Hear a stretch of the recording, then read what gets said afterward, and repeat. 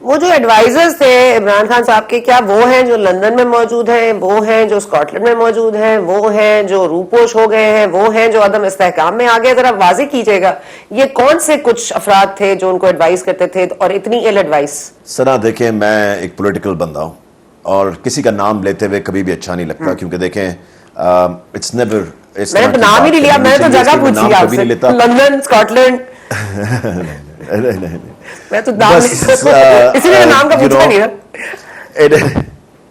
इसलिए मगर इसमें यह है कि सबको पता है, आई मीन वहाँ लोग कौन थे और किन को अंदर जाने की इजाज़त एंड पे मिलती थी, किन को नहीं मिलती थी, और कौन, आई थिंक एवरीबडी न्यू। सो इसलिए at the end of the day I think it was absolutely बड़ा ही अनफॉर्चुनेट था कि हम अपने मुल्क को उस जगह ले आए जहां पे मेरे ख्याल से जाने की जरूरत। अच्छा राज साहब, ये कुछ दिनों पहले की बात है कि आप कहते थे कि आपका वोट जो है वो पीटीआई का है, वोट पीटीआई के ईमानदार लोगों को मिलेगा, वोट करप्ट चोरों को नहीं मिलेगा।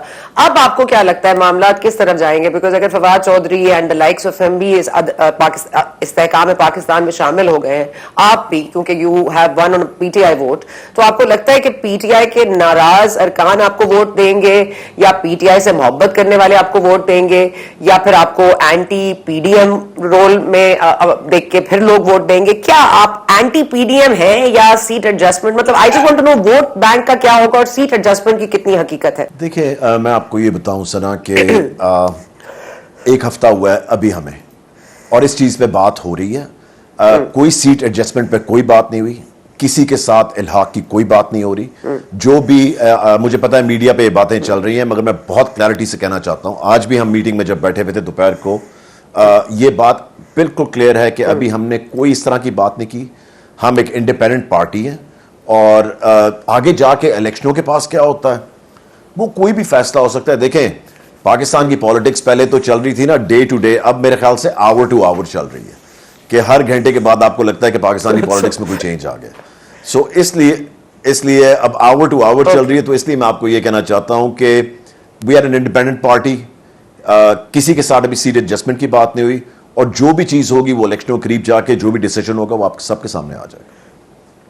नहीं, लेकिन वोट आपको क्या लगता है कैसे मुतासर होगा? क्योंकि अगर हम अक्टूबर में इलेक्शन चाहते हैं और अगस्त में अगर हो जाता है, आईनी तरीका अपना लेती है ये कौम और ये मुल्क और ये हुकूमत, तो फिर तो अक्टूबर में इलेक्शन होंगे, that doesn't give you too much time. तो आप एक अलग बैनर के नीचे वही फेसेस और एंटी पीटीआई पोजीशन, आपको मैं सिर्फ कह रही हूं वोट पड़ेगा। What do you think? देखिए, this is a uphill task, हमें पता है। इस पे हम पिछले 4 दिन से मीटिंग में सबसे नंबर 1 एजेंडा जो है वो इलेक्शंस है, और इसके ऊपर जो हम स्ट्रैटेजी बना रहे हैं, मैं ऑब्वियसली वो चीज़ें आके पब्लिक नहीं अभी कर सकता क्योंकि उस पर फाइनलाइज अभी चीज़ें नहीं हुई हैं।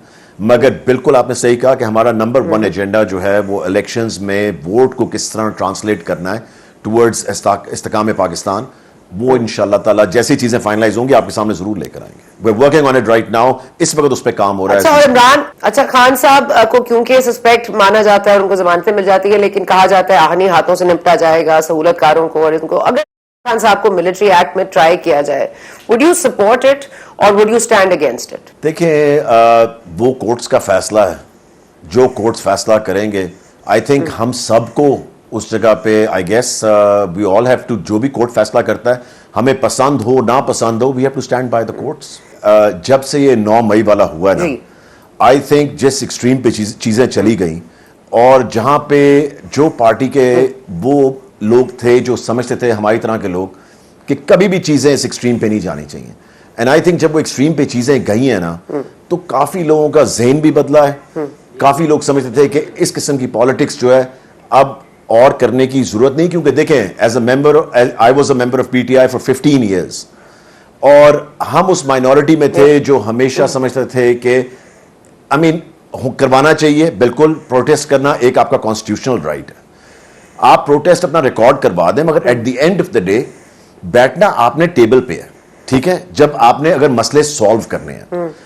बट अगर आपने टेबल पे बैठना नहीं, अब भी तो कह रहे हैं ना टेबल पे बैठने के लिए, मगर अब टेबल पे कोई बैठने के लिए तैयार नहीं, क्योंकि आप उस एक्सट्रीम पे चले गए when nobody wanted you to go there and nobody expected you to go there। और दूसरी चीज जो बहुत जरूरी है सना वो बतानी, कि आप किसके साथ बैठेंगे।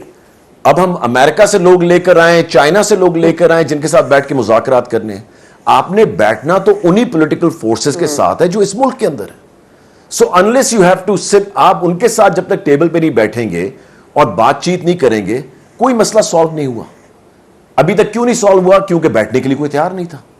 सो अब it's too late, but the thing is कि मेरे ख्याल से जो ये फॉरवर्ड ब्लॉक की बातें हुई, ये सारी चीज जो हुई, आई थिंक बहुत लोगों का जहन बदल चुका है और बहुत लोग जो है वो अपने रास्ते जुदा करना चाह रहे हैं और वो सबके सामने नजर आ रहा है और वो रोज नजर आता है। ये नहीं कि आपको हफ्ते में कोई एक दिन नजर आता है, आपको हर रोज नजर आता है कि people are leaving the party. So इसलिए आई थिंक माइंडसेट जो है वो चेंज हो चुका है। कोई भी सना अपने मुल्क को जलता हुआ नहीं देखना चाहता। हमारा मुल्क है, किसी और का मुल्क नहीं है। हमने अपने हाथों से पीटीआई भी अगर बनाई थी, मैंने अपने हाथों से बनाई थी लाहौर के अंदर। 2008 में कोई नहीं था पीटीआई के अंदर, लाहौर में गिनती के लोग थे। सो जब आप इस एक्सट्रीम पे चीजें होते देखते हैं तो आई मीन आपको समझ, at the end of the day it's all about Pakistan. अगर हम पाकिस्तान को जलता देखेंगे और हम फिर भी खड़े रहेंगे तो I think that would be हमारी वो, we don't belong here then. Raj साहब, आपको क्या लगता है ये मास्टरमाइंड कौन था इस पूरे प्लान का? क्योंकि अब जाहिर है जो सामने आ रही एविडेंस उससे तो वाज़ेह तौर पर नजर आता है कि पार्टी के अपने लोग भी इन्वॉल्व थे, लेकिन मास्टर प्लान जमान पार्क में बना था। हमें बताया जाता है कि इमरान खान साहब मास्टरमाइंड है। आपको क्या इल्म है, आपके इल्म में क्या है कि ऐसा कोई प्लान मुरतब किया गया था या आपकी नॉलेज में था या आपको अंदेशा था? मैं आपको ये बताऊं कि हमें, क्योंकि हम उस माइनॉरिटी में थे जब खान साहब मूव हुए इधर जमान पार्क पिछले 6 महीने 7 महीने, एक एडवाइजर्स का ग्रुप जिसने बिल्कुल जमान पार्क पे कब्जा कर लिया और हम पहले ही उन लोगों में थे जो माइनॉरिटी में थे, जो कि इस किस्म की कभी भी पॉलिटिक्स के सपोर्ट में नहीं थे कि इस एक्सट्रीम तक कभी भी चीजें जाएंगी, जो कभी गई नहीं थी। और हमें इसलिए इन सब चीजों से बाहर रखा गया क्योंकि उन्होंने कहा जी कि इन लोगों ने तो पहले ही आके मुखालफत करनी है किसी प्रोटेस्ट की या चीजों की। तो प्रोटेस्ट करना एवरीबडी इज राइट, मगर एक्सट्रीम पे जाना I don't think it's anybody is right. So इसलिए हमें इन चीजों से बाहर रखा गया। मगर डेफिनेटली जो एडवाइजर्स थे पिछले 6 महीने के, आज जिस नैज पे पहुंची है PTI, it's thanks to those advisers.